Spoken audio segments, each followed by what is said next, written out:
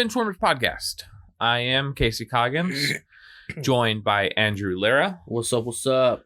We are down a person tonight, but, the show must go on with Super Bowl Sunday just a couple days away now. And that's all we're going to be talking about. We had some plans to how this show was going to go, and then when Alvin couldn't make it tonight, we decided to delay that until next week. But the Super Bowl, like I said, a couple days away. We're going to break out some Super Bowl props that we enjoyed and thought were quite interesting to possibly bet on. And then we're going to just break down the game, what to watch for, the teams, what we see, what we think each team's going to need to do, who the most important player on these teams are, and then we'll get into our prediction in MVP. So first things first, let's talk Super Bowl props. What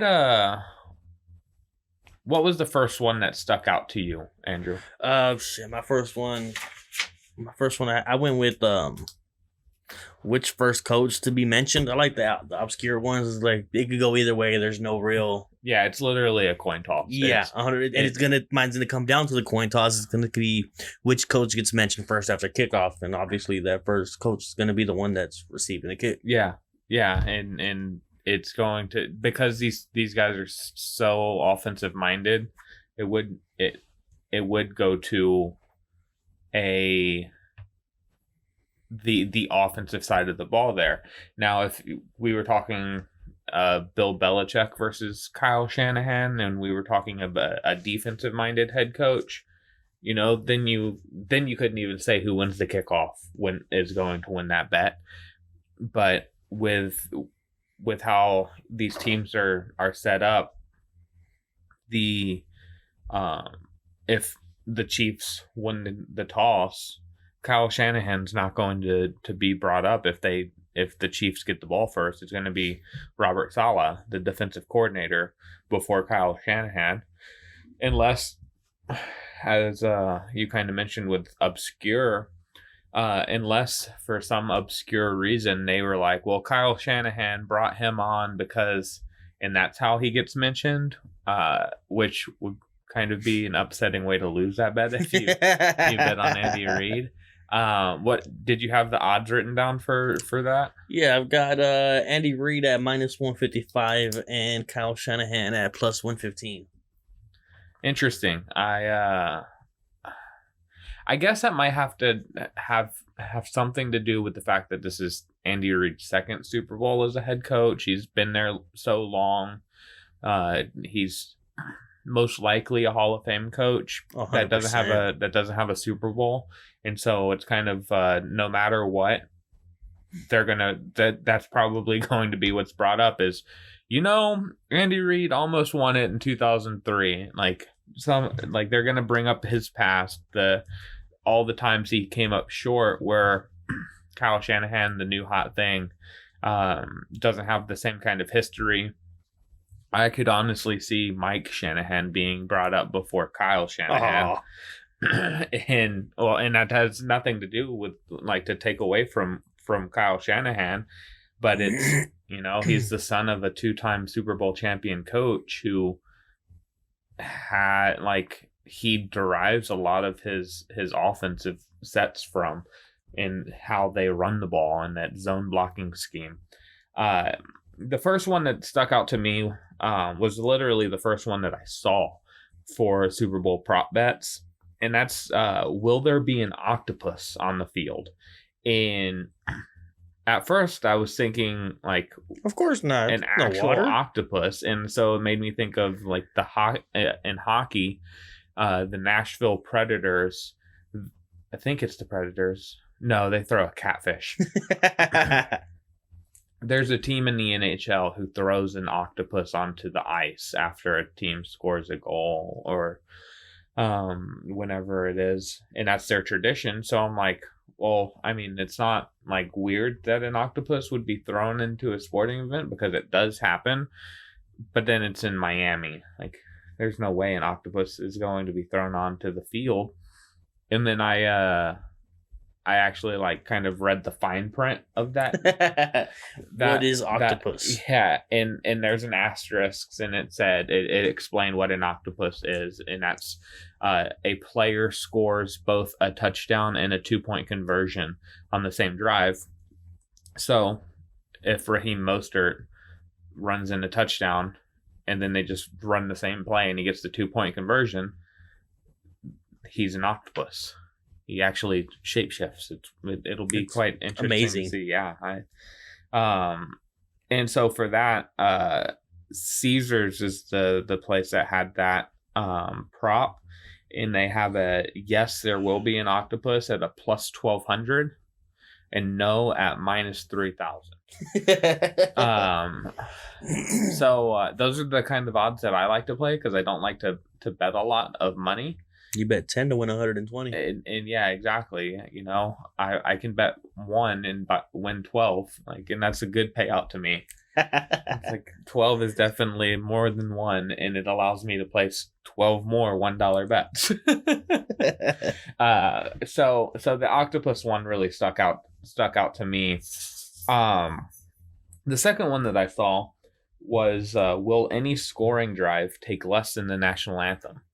And that's a good one. Yeah, I thought with this one, will there be a 2-minute drive?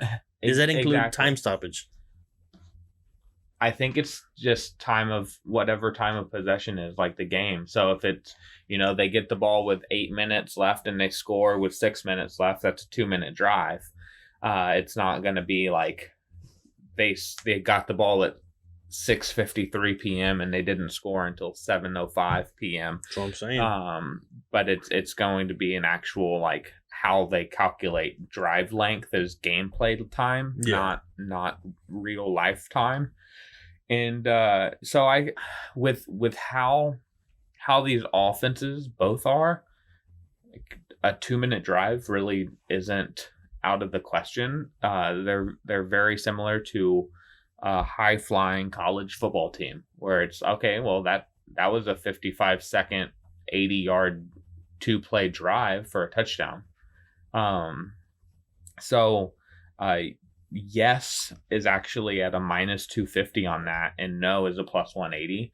So Bovada is expecting a couple, at least one quick drive for a touchdown. Well, I guess it's a scoring drive. I didn't pull up to see if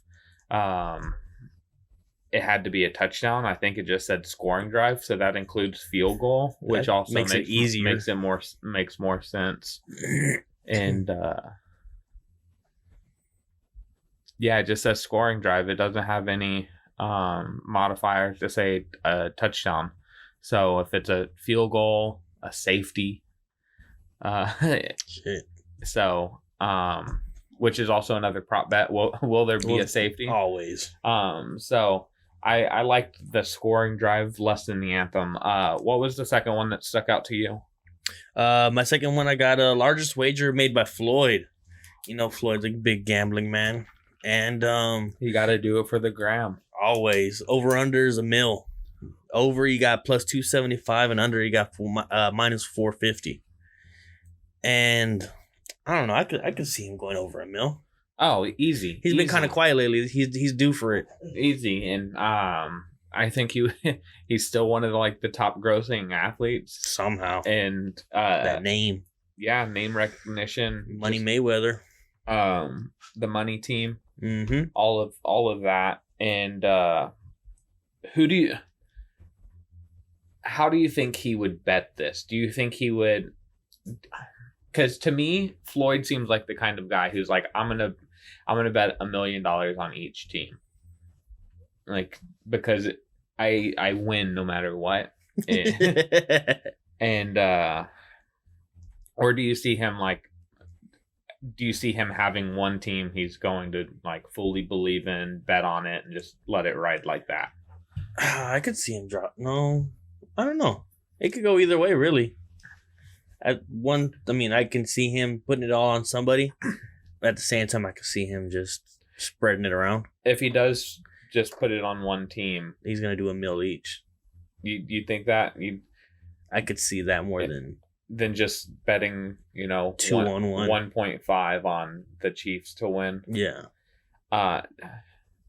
He just bets the team straight up to win money line, right? 100%. Yeah. He doesn't fuck around with trying to do a teaser, or not a teaser. Like a point spread. He doesn't take the spread and buy points and shit like that. Yeah, no, he just fucking here you go. I wish I could do that. That's for damn sure. But if he does do it on one team, what team do you think he picks? I think he picks the Chiefs. That's what I would think too. Yeah. He seems like the person who's going to bet on the more popular player, the more popular team. Exactly. The notoriety. Yeah. Which I mean is Patrick Mahomes. Is right up his alley. That's pretty much his playbook right there. Is what's the more popular thing, and follow it up. What's your third prop that you liked? My third one's a little more, I guess, fun. You can say it's they're all fun. They're all fun, right? This is all for fun. Will there be a Fortnite dance touchdown celebration with yes being plus 250 and a no being minus 400? And honestly, I think it's kind of played out already. It's been a couple of years. I will take the no on that one.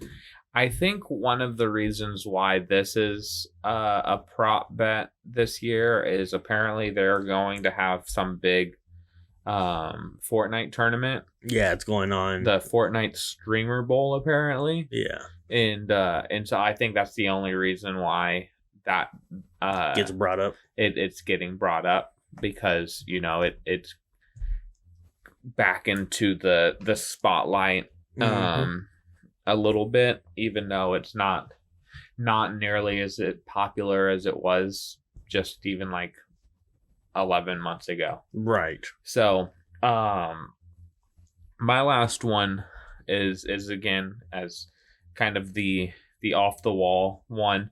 On Super Bowl Sunday, will Zion have more points, rebounds, and assists combined than San Francisco has points scored in the Super Bowl? And I mean, let's say San Francisco like breaks or not breaks, but puts up 40. I wouldn't put it past Zion to have, 25, 10, and 5, which would be 40. And especially with, him getting his legs underneath him a little bit more, he's really started his career off pretty well. They put up a number where like the first time a rookie had so many points, rebounds, and assists in their first like 4 games or whatever, it was LeBron James. And I know that typically when that happens, they're trying to like isolate it to get that result. They're like, what has Zion done where LeBron is the only guy who's the comparison? But on Sunday, the Pelicans play the Rockets. The Rockets are known to shoot a lot of threes. Oh yeah. They're known for not playing tremendous defense. That game could easily be 135 to 130. So Zion being able to outscore, rebound, and assist San Francisco in scoring, I think is almost a lock. And right now Zion is at a minus 145, and the 49ers outscoring him is a plus 105. So it's kind of closer to even odds on that, because you don't know if Zion, if the Pelicans go up by 20 or get down 20 and they're just like, we can't play you anymore, and he ends up with like a 15-7. But even then, like that's 22. That's putting a lot of pressure on San Francisco to score more than 3 touchdowns, and there have been a lot of Super Bowls recently where the team who was there for the first time doesn't score a lot of points. I see, we're about to get into the breakdown of the game, so I can kind of lead off with like I could totally see this game surprising everybody and being like a 21-16 or like 21-18 kind of game where you don't see that same kind of high flying, high powered offense that you've been seeing out of these two teams. You're expecting something lower, something more defensive. It's not even. I don't even know if I would say like I'm expecting something more defensive. I just think that a lot of times in moments like this, teams just come out sluggish. Isn't quite the word that I want to go for, but and it's like a mixture of sluggish and rattled. Where you see it with a lot of quarterbacks when they're overthrowing receivers a lot. They just have that adrenaline pumping because it's such a big deal to them to be in a game. Where I could totally see both teams just not clicking offensively right away. And with that, it could be a 3-0 game at the end of the first quarter. Now, we know the Chiefs can score 28 points in 3 minutes. So, bunches and bunches. So like it wouldn't. They can definitely make up for a sluggish start. So I could definitely see it being a low scoring game. I don't expect it to be though. And no, I don't think anybody does. Yeah, I think both offenses, both play callers are so good that I think there's a good point range, which you'll kind of hear in my prediction for the game. Where I feel like there's a good sweet spot where these teams are going to end up in their scoring range.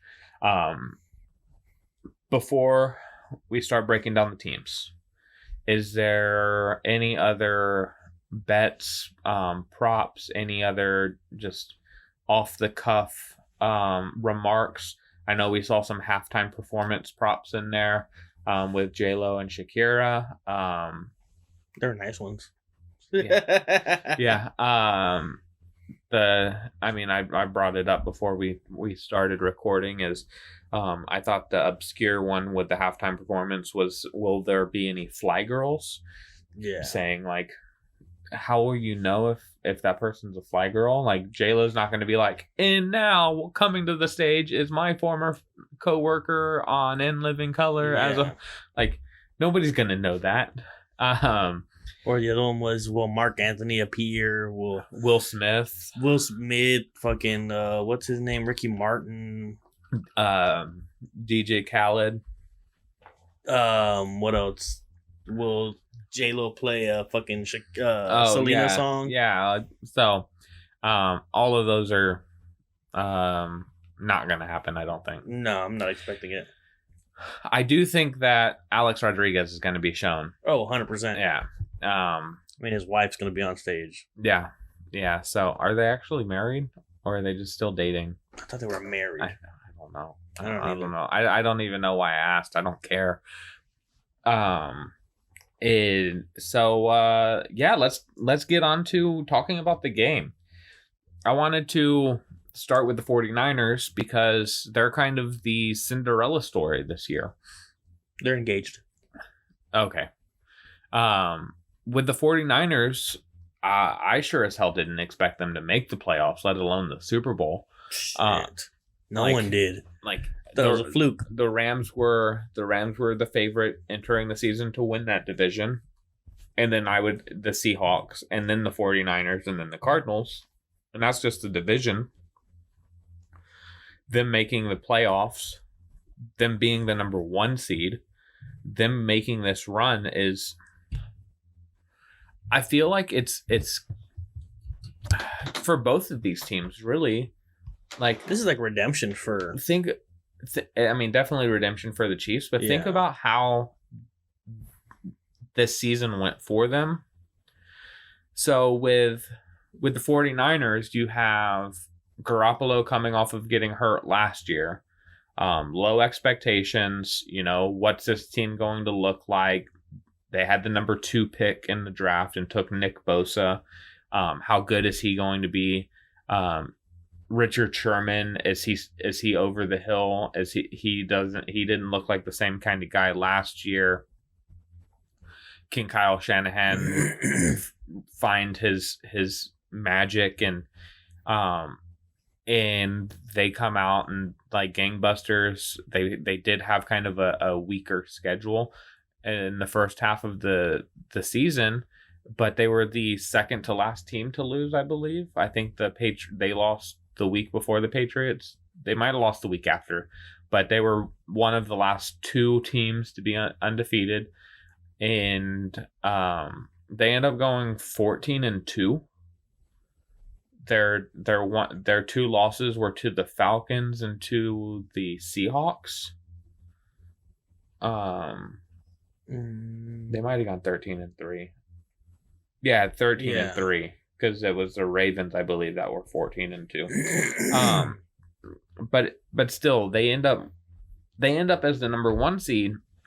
And the way that they ended up the number 1 seed was literally tackling a Seahawk player an inch before he crossed the goal line as time ran out. Like, they were an inch away from being the 5 seed, having to go to Philadelphia. That's how close they were to not being in the position they are now. Is an inch. And then, I mean, I think the Saints getting upset by the Vikings is one of those things where, the team that you're most scared of, the team that has probably the best shot at beating you in the NFC is, in my head, I feel like I said Western Conference earlier.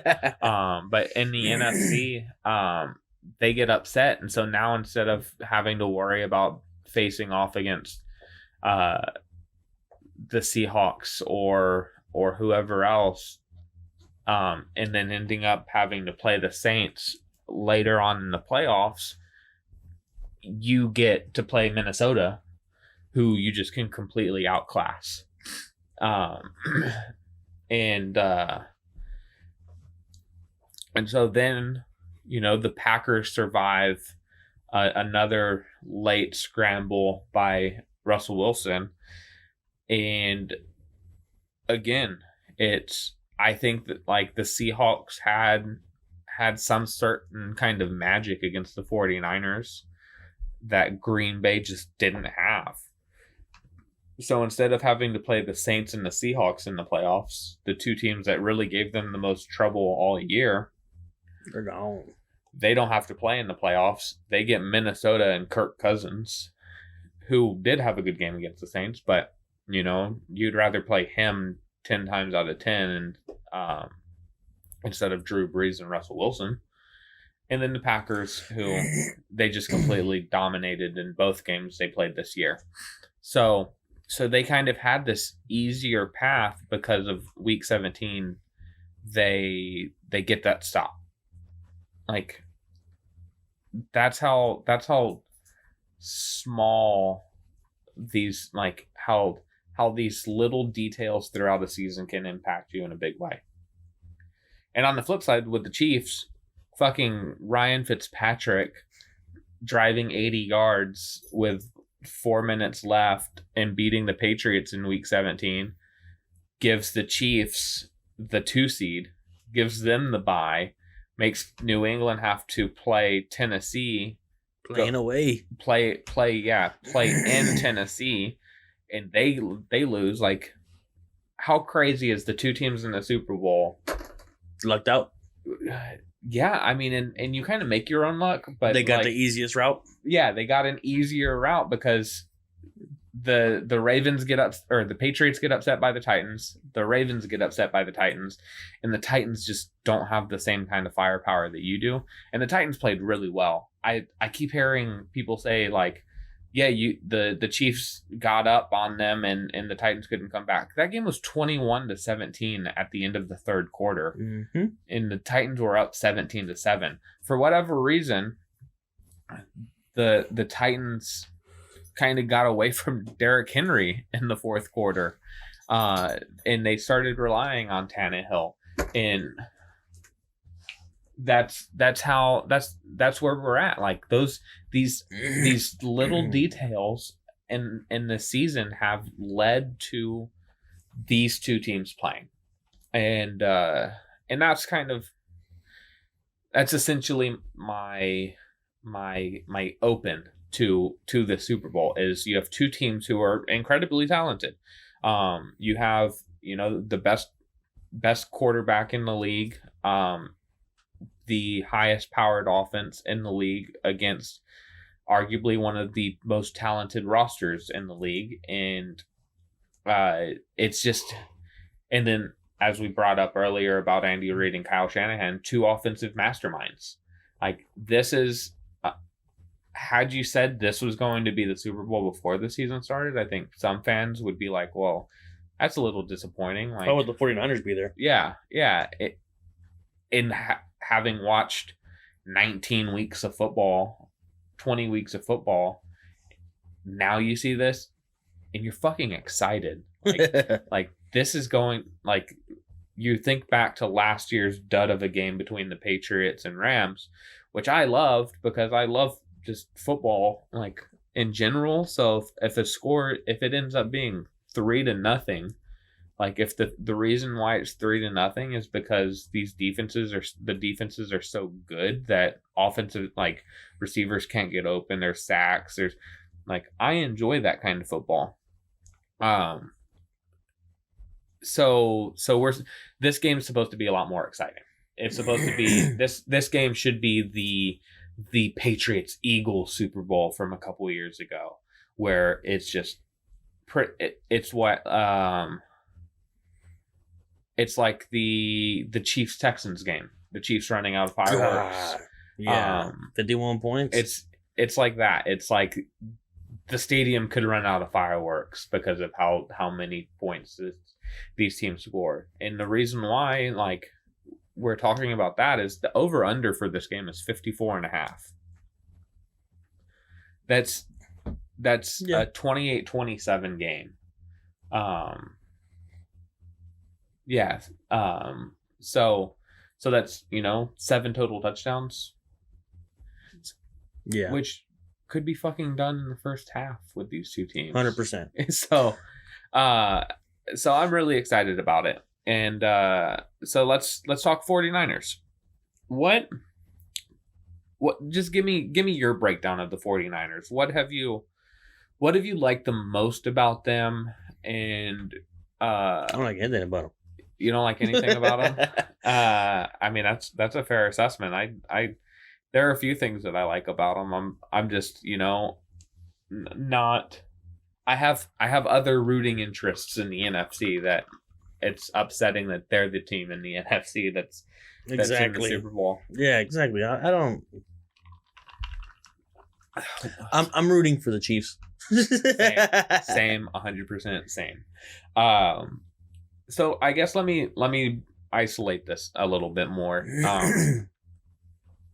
Like, kind of like we did last week, where I just ask you questions so that you give me a breakdown and you don't have to actually, like, have this nice eloquent soliloquy of what you think of the 49ers. Right. How do you feel about Jimmy Garoppolo as a quarterback?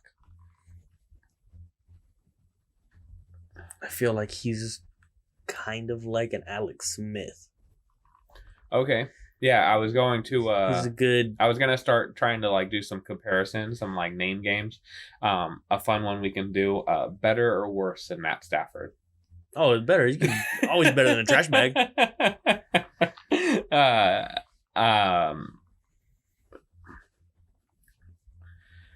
I'm trying to think of a good like I feel like the most apt comparison is Kirk Cousins. I like the Alex Smith comparison, but he's pretty much done after his like unfortunate injury.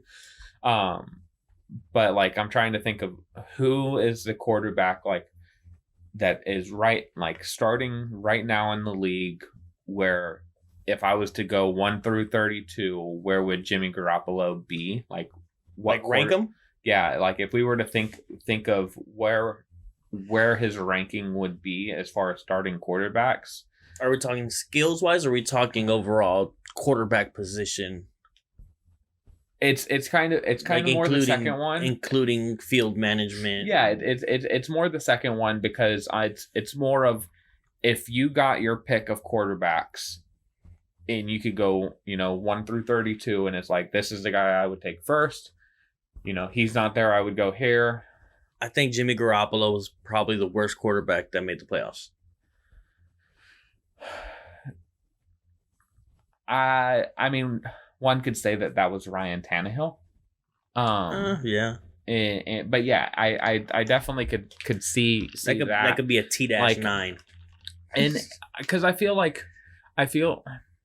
it depends on how you feel about like a Carson Wentz, because Carson Wentz has all the talent in the world, but had no weapons this year, and so his year was a little like up and down. It was also cut short again by a whole game in the playoffs. Yeah. So you have somebody like him, like I said, Kirk Cousins. Depends on how you feel about Kirk Cousins, because I feel like Kirk Cousins and Jimmy Garoppolo are very similar, where you have to be able to run play action pass if they're going to be successful. You have to almost fit your scheme around them so that you capitalize on the things that they do well, and you pretty much say, look, like, I mean, talking about the ultimate game manager, Alex Smith, like, that's what Jimmy Garoppolo needs to be. Yeah. He can go out there and throw 4 touchdowns. He can go win a shootout against the Saints. He can do those things. But if that's what you're going to rely on to win, I think you're going to fail more than you're going to succeed. 100%. So, what do you think of their run game? Like, we just watched them completely annihilate the Packers and the Vikings with the run. I think they ran like 22 out of 27 plays in the second half of against the Vikings were just runs. I think in the playoffs, Jimmy Garoppolo, speaking of him, like, has completed 16 total passes in 2 games. Yeah, like, they haven't needed him at all. Like, that, no one's been able to stop that run. I do like the what's been said about the reason why the 49ers have Raheem Mostert, because he's on his 7th team, and he's kind of finally got a foothold in the league. But he was a kick returner. He's a punt returner. Like, that's his skill set, is speed, getting to the outside, being shifty, being able to make people miss. And it's one of those success stories where he finally finds a coach that believes in his skill and knows how to capitalize on that skill. And when you have him, and you have Tevin Coleman, and you have Matt Breida, and you have George Kittle, and you have Kyle Juszczyk,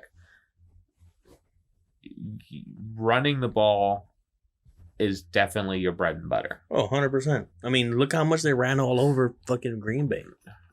I think that had a little to do with Green Bay's defensive game plan there. Shit, man. They had nothing. Because they, for whatever reason, they ran a lot of nickel. They ran a lot of small personnel out on the field. And, Kyle Shanahan did what the Patriots would do. He said, look, if this is going to be who you have on the field, I will not stop running the ball, because even if you stop me this down for a loss, the next down I'm going to go for 7, and then the next down I'm going to go for 3, and then the next down I'm going to go for 30. Like it's just going to happen. We don't need to throw the ball because you're playing a defense that allows me to run. What do you think of the 49ers defense? Because they statistically were the best in the league. That's my, in a sense, what to watch for. Elaborate. I said elaborate. I mean, one of my keys for the 49ers to win is going to be Nick Bosa. He needs to fucking really penetrate. I mean, he's been balling out. Another prop bet is how many sacks is he going to be getting?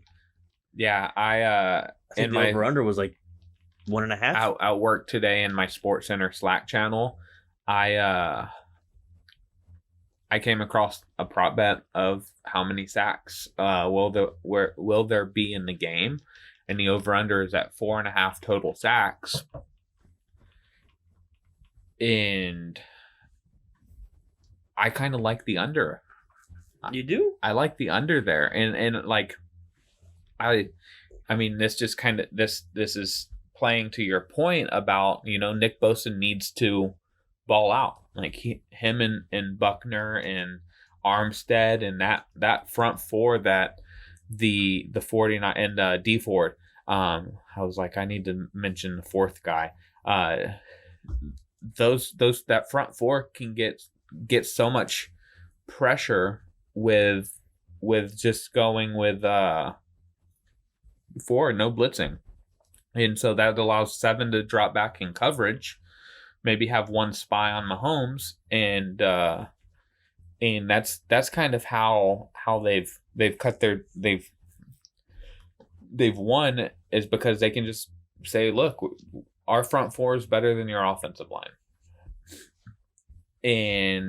But I just don't think Mahomes has been, I think the number I heard, Mahomes has been sacked on 3% of his dropbacks. He's been sacked. He got sacked 17 times in the regular season. Yeah, it was, I think, one of the lowest numbers in the league. Postseason, he's been sacked twice. Yeah, he doesn't get sacked. Right. So that's why. Yeah, if I think again, if 49ers want a better chance of winning, Nick Bosa's got to get those sacks. I mean, it's gonna be tough, but I mean, he's a tough fucking player. Yeah, definitely. Richard Sherman. We have to touch on that guy. He, you know, coming off of the Achilles injury that he had a couple years ago. I mentioned it earlier. It kind of like seemed like he was entering the twilight of his career, and he had arguably the best season of his career this year. He heard you. Playing with a fucking chip on his shoulder. Yeah, just you can't go to the left side of the field. Nope. My question for you is, do you think that the 49ers have enough speed on the back end to deal with all the speed that the Chiefs are going to throw at them? Because like Sammy Watkins is maybe the slowest receiver on the Chiefs, and he ran like 4.28 40 at the combine. Like Richard Sherman is a great corner, but he's not. No, he's not Tyreek Hill fast. No, he relies more on smarts and than speed. I think that's one of the reasons why, like, just to mention, one of the reasons why I don't think that Mahomes is going to get sacked a bunch is because they're going to be. I think that the way that this game is setting up to play out is Mahomes and Andy Reid realizing that they need to take, you know, the 5-10 yard out slants, curls, because the Chiefs or the 49ers are going to be so scared getting beat deep They're going to probably run a lot of cover 2, cover 3. And so hitting, a bubble screen to Tyreek Hill, will that work? There are players on the 49ers defense who are incredibly good. Fred Warner, Emmanuel Mosley was the guy who got the interception late in the game, I believe, against the Packers. Jimmy Ward as the safety, and they have an incredible defense, but I don't know if they still stand a chance to slowing down the Chiefs. If I was to tell you, if I was to put the over under on Chiefs yards at 350, what would you say? I would say go over. Do you think that? Yeah, I think that's kind total of yard 350. Yeah, 100%. Okay. Let's see what else about the 49ers. I mean, we've talked Kyle Shanahan, we've talked Jimmy Garoppolo, we've talked Richard Sherman. I guess we need to talk George Kittle because he was rated as the best football player by Pro Football Focus in the entire league. Yeah. Somehow. His ascent to being this level of player is insane to me. 2 years ago, you didn't know his name. Last year, I believe he led tight ends in yards, and this year he is rated as the highest graded player. But I think, well, let me first. What do you think of George Kittle? Do you like him? Do you not like him? Indifferent. What are you're just indifferent? Because to me, he seems like the type of player that you would absolutely just love, because Fun guy to be around. Because one, I mean, you saw the play against the Saints where he got face masked for 35 yards. Like, he looks like he's losing his hair at times. He almost has like a Gollum from Lord of the Rings. He's not pretty. That real thin caveman looking or caveman look, but yet just tremendous blocker, former basketball player, so it's pretty athletic. Dime Piece girlfriend. What? What did you say? I said Dime Piece girlfriend. I don't know anything about that. I just Googled George Kittle. First thing that popped up was George Kittle girlfriend. I was like, oh, okay. Yeah. Him and Kyle Juszczyk, who are, I think, the two most important players on the 49ers, because they're the type of guy, or they're the kind of players that allow them to run the ball so successfully, and they're also threats in the passing game because they're athletic, they're quick, they're strong, so they can play 100% of the snaps and run every play in the playbook and be successful with those two guys. Who do you have as the most important 49er in this game? Is you Nick Bosa? Yeah, 100%.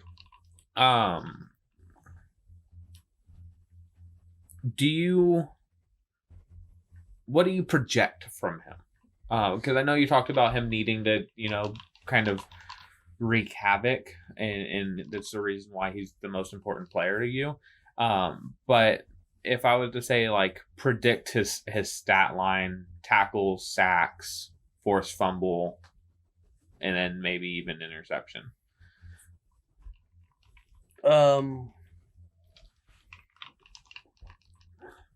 Maybe about shit, man. I know it's kind of an on the spot now. You have to actually think of Well, how's the game going to play out? Is he going to get enough opportunity? I think he's gonna get his sack. He's gonna get one. He might get two. As far as tackles, because that dude he's everywhere. he fucking flies around. Yeah, He's like Luke Kuechly playing. I'm between defensive end. 10 and 20 tackles. Yeah, Yeah. hitting double digits. Do you see him causing a turnover? Do you think? Because I personally think that this game might not have it. Turnover. I don't think. Yeah, well, fucking Kansas City doesn't turn the ball over like that. No, they don't. So it's just like that's one thing right there. They protect the ball. When they turn the ball over, it's a fumble on a kickoff return. That's their turnover is they don't like offensively though. When Nick Bosa's on the field, they don't fumble much at all. Yeah, Mahomes. How many interceptions did he throw this year? Not much. no, not much. Let's just go with nothing. Yeah, I have to pull it up really quick. 5 interceptions. That's it. Yeah. Overall they were a plus 8 in turnover ratio this year. So not bad. So for me, we've talked quite a bit about the 49ers. To me, their most important player in this game is Deebo Samuel. The 49ers need a receiver to show up.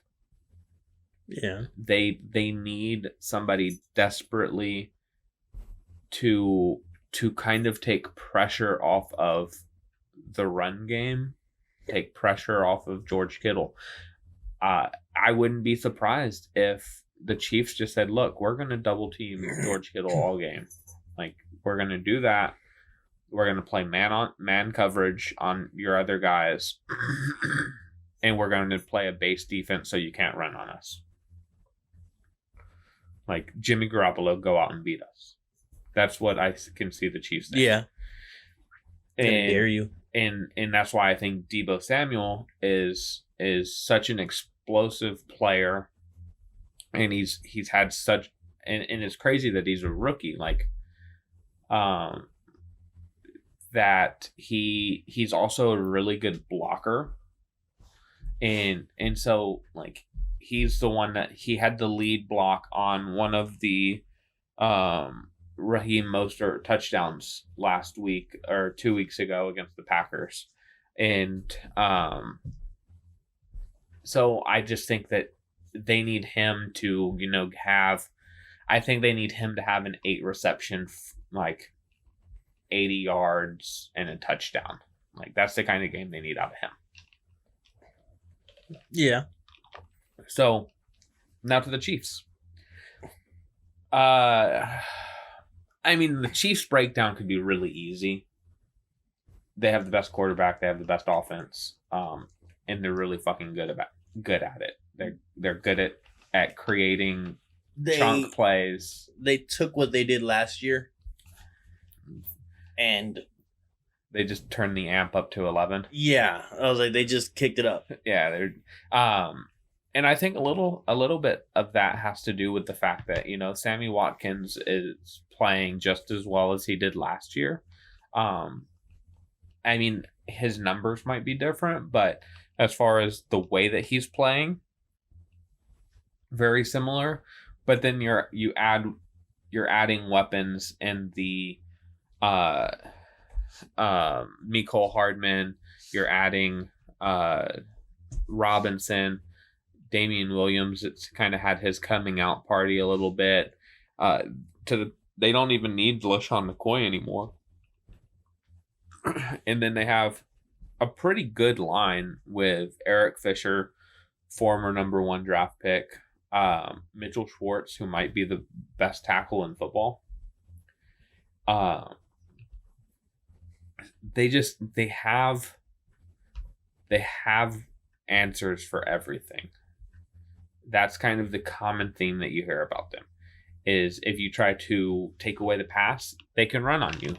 or they run jet sweeps, or they still pass on you because Patrick Mahomes is that damn good at football. To me, it comes down to, can their defense still play this? Can their defense play the same level that they have the last 10 weeks of the season?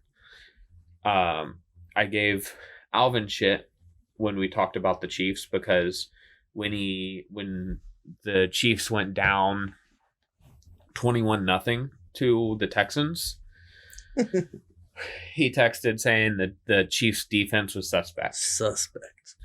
And then they go down 17-7 to the Titans.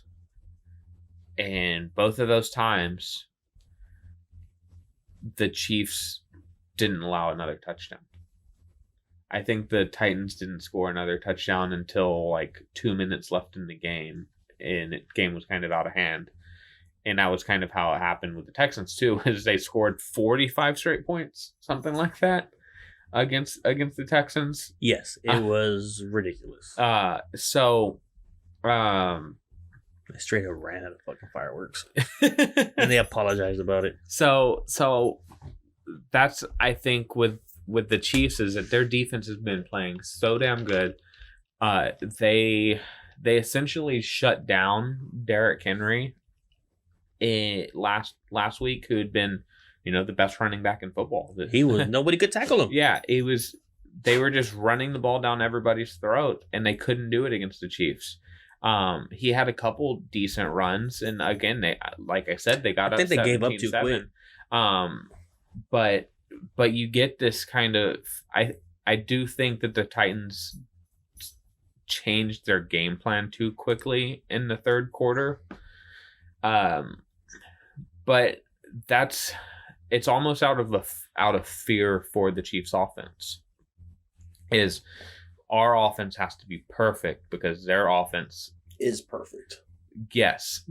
It's like, if the Chiefs offense isn't perfect, the Chiefs offense could play the first 3 quarters blindfolded and then take them off in the fourth quarter and still put up 35 points easily.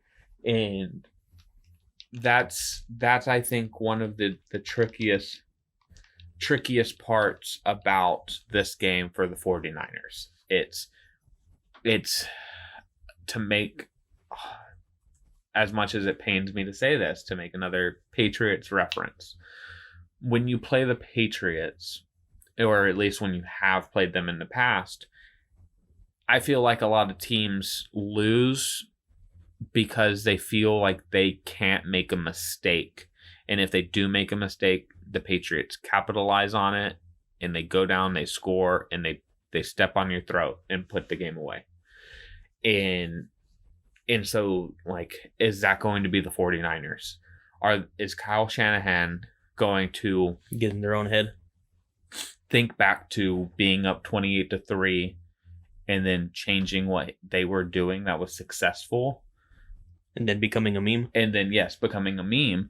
Is he going to think back, all right, I can't have another Super Bowl debacle. I have to be perfect, because also, if I'm not perfect, not only are the people going to talk about the Atlanta Super Bowl, people are going to also, or I'm also going up against Andy Reid and Patrick Mahomes. Like, I have to be perfect. Is that pressure on every play call, every play, every throw, every block, every run? Is that pressure of being perfect because you're looking at the other sideline and Patrick Mahomes knows, ready to go? Yeah, knows, all he needs is a window. Like, he needs a 5-second window, and he's going to score a touchdown, get that ball rolling. It's a Steph Curry 3. And we compared them to the Warriors a couple weeks ago when we were talking about them, where, Patrick Mahomes hits one deep ball. He has the one run against the Titans.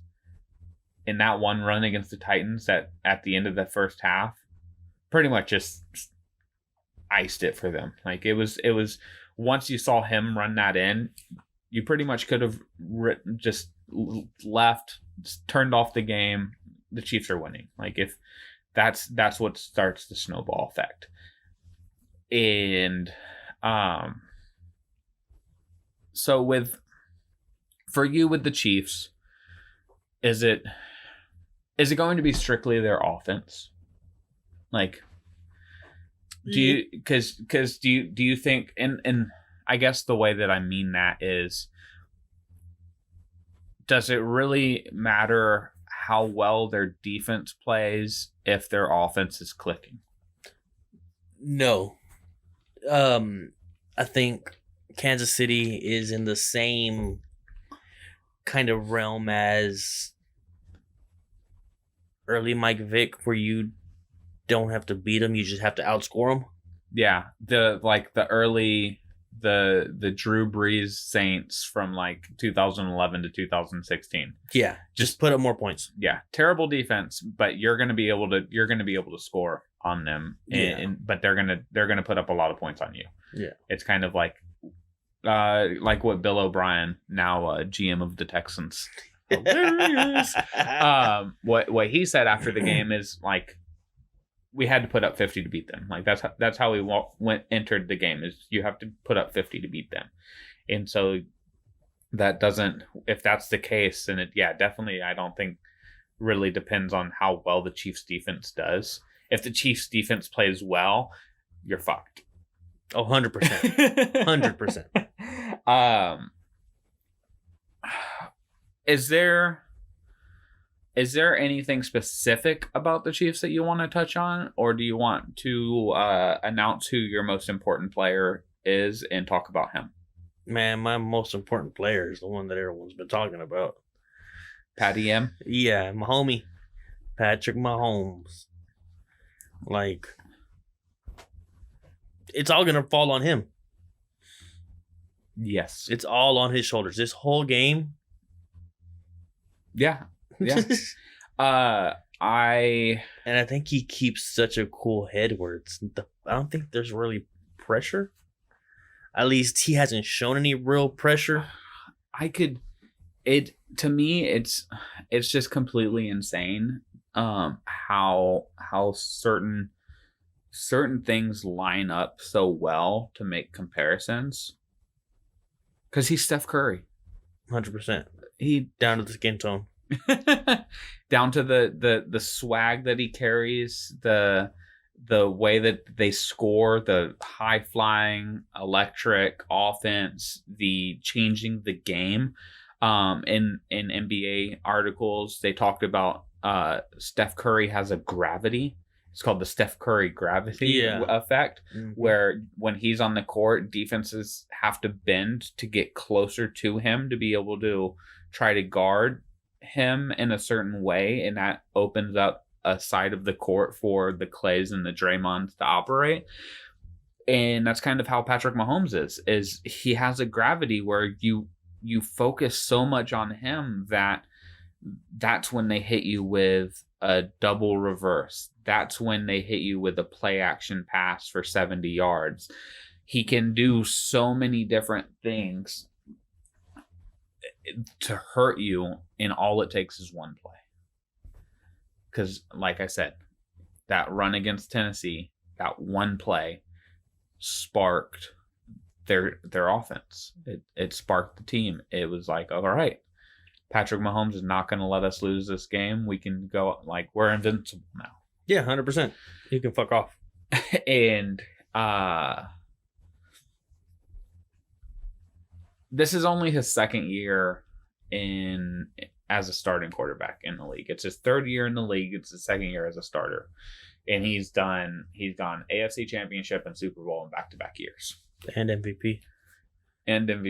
His first year starting. I think he broke a few records his first year starting. He broke all the fucking records. Did he break all of them? I couldn't remember if he broke the single season touchdown record. I think he did. I know it was close. I think he did too.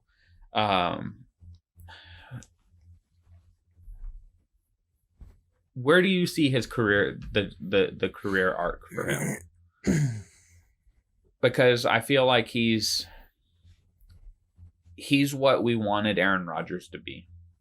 When Aaron Rodgers first started with the Packers, we saw the movement, we saw the arm strength, we saw the accuracy, we saw the creativity, being able to make plays from anywhere on the field and make something happen. And then he got Mike McCarthy'd. Patrick Mahomes is Andy Reid. Yeah. There's no leash on him. Equivalent, another Steph Curry comparison. He's got the green light. Yeah.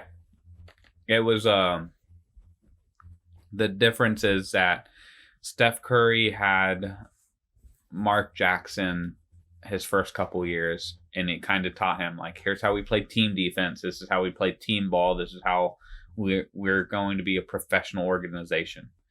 And not that Steph Curry needed those lessons, but he had a coach that was going to reinforce those lessons. And then when Steve Kerr came in, he said, hey, you can shoot from 45 feet. Shoot from fucking 45 feet. Because let's see how far back you can shoot from. Because guess what? If you're shooting from 40, you're shooting open shots. Mm-hmm. That's the idea. And that's what Andy Reid does for Patrick Mahomes. You're shooting open shots every time. And that leads to my most important player, is the guy that is going to help create those open shots. Mecole Hardman. Another rookie receiver. I didn't realize that when I was writing it down and thinking about the most important players for these teams. Mecole Hardman returns kicks. He had the very important kick return against the Texans after the Texans stupidly kicked a field goal to go up 24-0. He ran it back to like to midfield. He had a 40-50 yard return after that, and that kind of set up a short field. It sparked a little energy, and the rest is history there.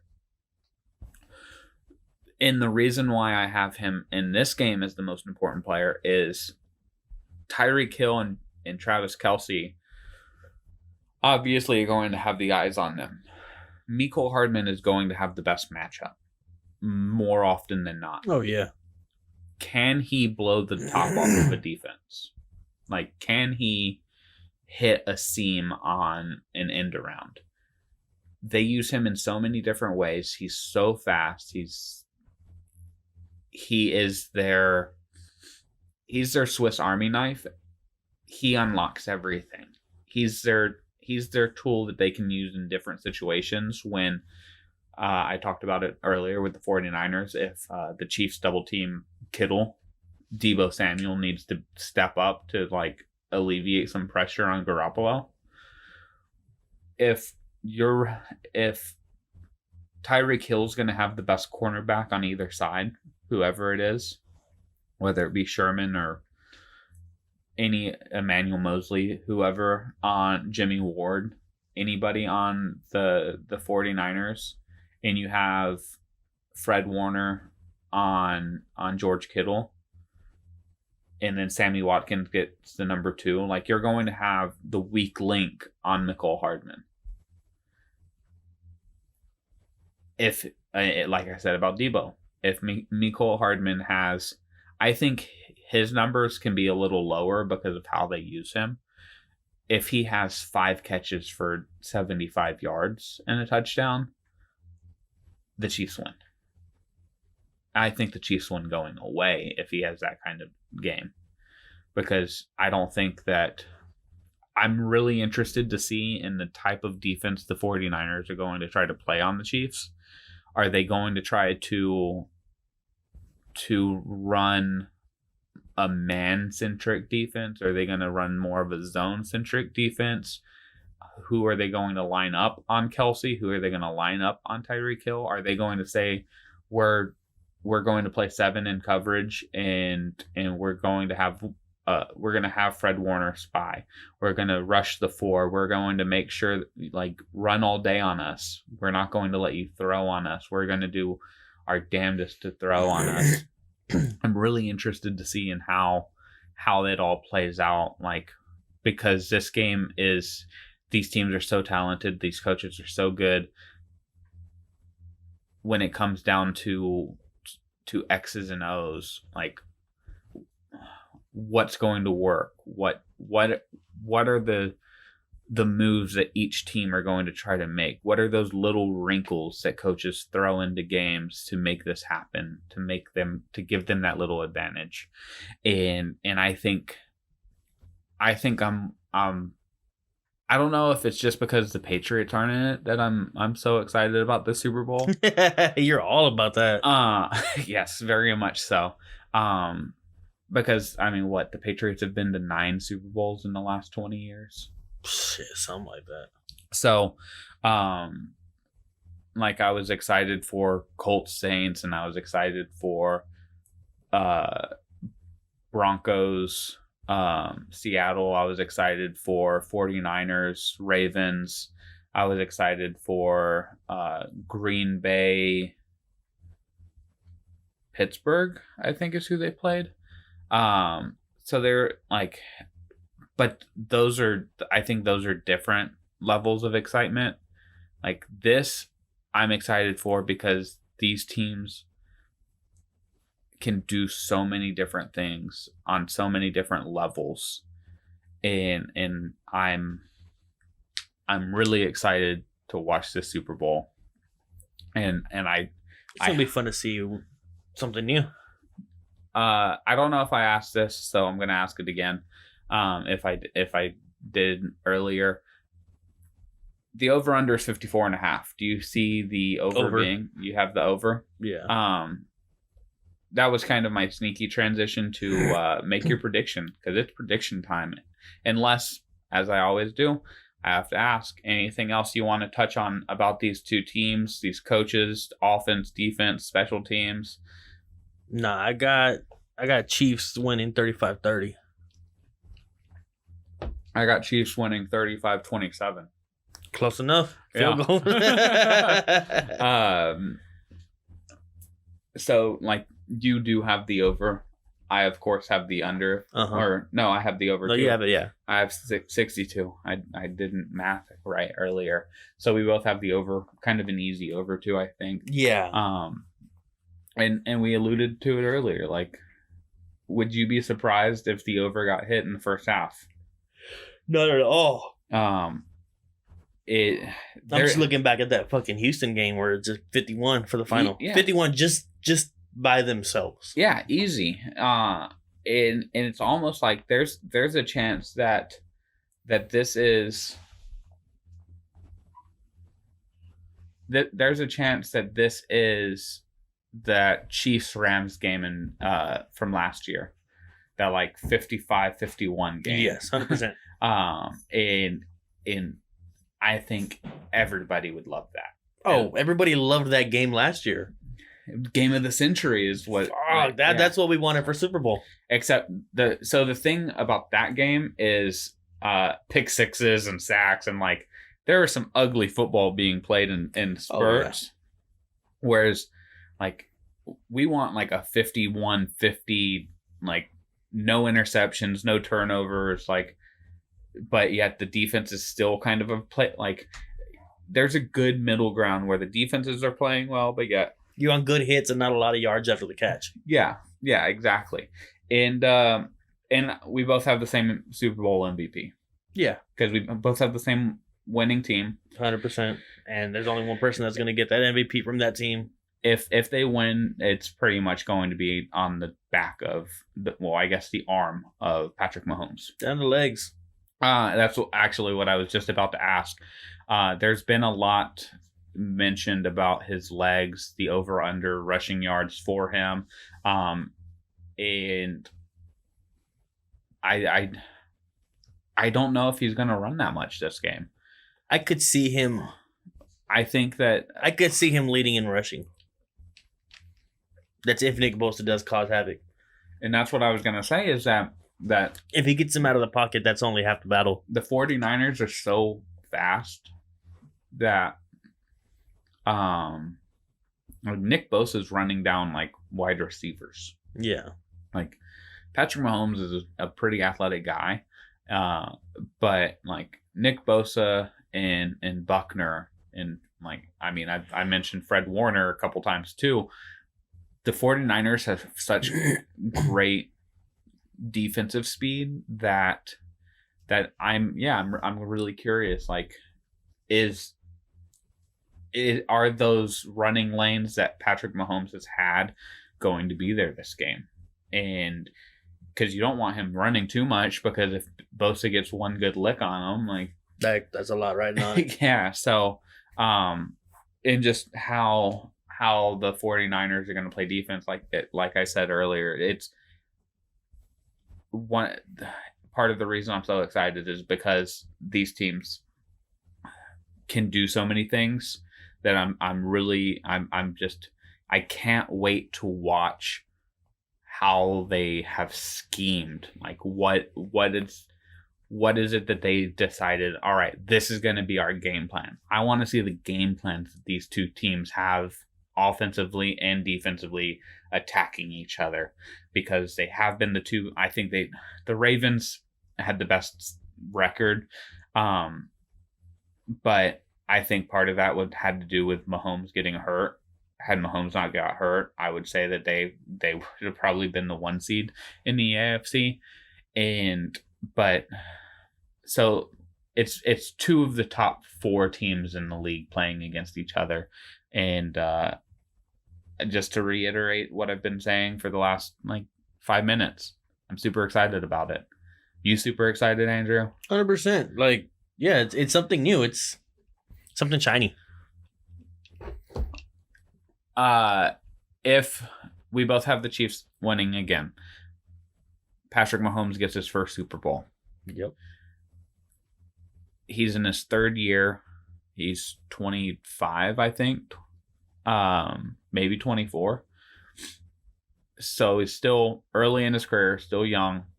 Over under 3 Super Bowls. Well, let's say over under 2.5. Do you see him winning 2 more after this one? 2 more. Yeah, I can see it. He's still young. He's still so young. I mean, it takes a lot out of you to get to the Super Bowl, let alone win it. So making it again twice, he's like Tom Brady, like the Patriots. He's gonna need some help coming in. I was kind of going to allude to that. Is I think it's over if he doesn't worry about his contract. Yeah, 100%. You should know how I feel about contracts. If I was a team owner or a GM, not a single player would make over $20 million a year. I would, if a quarterback was like, that guy got $40 million, I go, yes, but we're in this to win championships. Like, you're still going to make your $20 million. Like, if you make your $20 million a year, guess what? I have another $20 million freed up. So now I can go sign this guy and this guy and this guy. Cat Williams. Do you know? Do you remember his joke about going shopping with this kid, and he goes into a shoe store and he shows his son the Jordans, and he goes, "I can get this for you all day, every day, no problem." And he puts on the shoes and he goes, "All right, tie 'em tight. You're gonna start here. I'm gonna walk all the way down there. You're gonna run to me. I'm gonna time you." So the kid runs, times him. 4.3 seconds. Very good, very good. Now let's take you over here. These shoes Velcro and they light up when you walk. Put them on. You're gonna run. I'm gonna time you. Runs 4.1 seconds. Like, you're faster in these. Pretty much saying like you take the cheaper shoes because like you run faster in them, kind of tricking the kid. Well, then he goes and talks about buying video games. He's like, I could buy you this one, but you get one game and one controller with it. And so you can only play the same game and you can only play by yourself. It's like, but we could go to this store. I could buy you this used Nintendo 64 and it comes with a bucket of games and 4 controllers. So you can play all these different games with all your friends. And he picks that. He picks the N64. Right. And that's kind of how like my philosophy for building a team would be is like, yes, I can pay you, but you're going to be the only guy here. Like the Dak Prescott situation. Like, we can pay you. We're fine paying you. But if you take a little less, guess what? We can pay Amari Cooper. We can pay Zeke. We can pay Tyron Smith. We can pay Travis Frederick. We can go out and find a tight end and not have to rely on fucking bum ass Jason Witten coming back again. We can find you we can get a third receiver in here that's not like to go with Gallup and Cooper. We can do all these different things. We can go and pay a defender. We can go shore up our secondary. We can go and get a new safety. We can go do these things. But if you want the $40 million, we'll pay you the $40 million. But we're not going to be able to pay you anything else. And that's what I think, to wrap it up, that's what I think is going to be the make or break with Patrick Mahomes winning Super Bowls. When that rookie deals up, similar to Russell Wilson, similar to every quarterback ever. I've been meaning to look up the stat, how many of the top 10 paid quarterbacks in the league have won Super Bowls. And I know that stat's kind of skewed because Tom Brady has so fucking many of them. But one of the reasons Tom Brady has so many of them is that they used his money to pay Stephon Gilmore, the McCourty twins, the Chris Longs, all these other guys to bring them in to shore up a defense, to do that kind of stuff. And that's where I'm interested to see like what Mahomes does when that contract ends. Final thoughts before Super Bowl Sunday? Before you become an engaged man? Nah, I got nothing. That's about it. That's all I can think of. Well, this has been our Super Bowl preview show, and I think we probably went on a little longer than we needed to, but that's just kind of how things roll around here. I'm Casey Coggins, joined by Andrew Lara. We'll see y'all. And I think Alvin will be back next week. He'll be around, and see you next week.